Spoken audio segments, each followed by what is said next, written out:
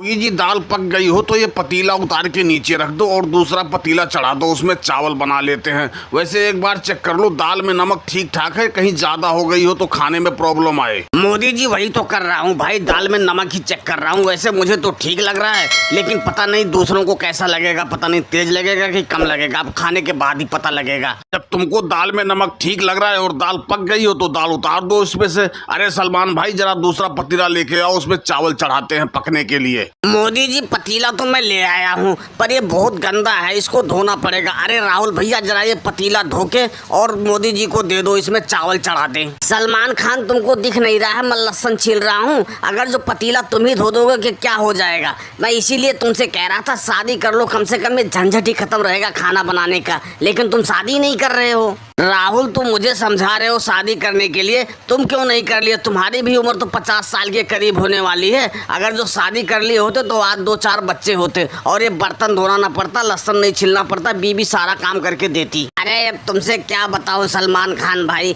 मैं तो शादी करने के लिए सोच ही रहा था, लेकिन मेरी मम्मी कहती है अभी तुम बच्चे हो, थोड़े और बड़े हो जाओ फिर शादी करना। इसी चक्कर में मैं रह गया, अभी तक शादी नहीं हुई। लेकिन बताओ योगी जी क्यों नहीं शादी की? इनका भी तो बुढ़ापा आ गया है। देखो राहुल मेरे बारे में तो कुछ कहना मत, क्योंकि मैं सन्यासी आदमी हूँ तो इसलिए शादी नहीं करा। बचपन से सन्यास ले लिया तो कौन लौटिया देता हमको शादी करने के लिए, इसलिए नहीं करा। अब ये मोदी जी बैठे हुए हैं, बताओ इनकी तो शादी हुई थी, इन्होंने भी छोड़ दी, ये रड़ुआ घूम रहे हैं। योगी जी मेरी जिंदगी तो जब तक शादीशुदा थी बहुत अच्छी थी, ना खाना पकाना पड़ता था ना बर्तन धोना पड़ता था, लेकिन कुछ लोगों के कहने पे मैंने बीबी को छोड़ दिया और आज रणुओं की जिंदगी जी रहे हैं। बताओ हम रणुओं की कोई जिंदगी है? ना टाइम से खाना मिलता है, ना टाइम से कपड़ा मिलता है, साला सब कुछ धो बनाओ सब जाके खाना मिलता है, ये कोई जिंदगी है? मोदी जी मेरी भी एक गर्लफ्रेंड हुआ करती थी, हमने सोचा था उससे शादी कर लूंगा, लेकिन जैसे तुम कह रहे हो कि दूसरे के कहने में आ गया था, ऐसे मैं भी दूसरे के कहने में आके उसको छोड़ दिया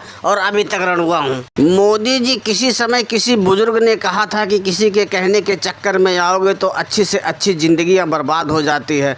बताओ हमें अपने खुद से हाथों से काम करते करते हमारी हाथों की रेखा मिट जा रही है। बताओ ये रणुओं की ज़िंदगी कोई ज़िंदगी है? और दोस्तों वीडियो पसंद आई हो तो वीडियो को लाइक और सब्सक्राइब करना ना भूलें। धन्यवाद।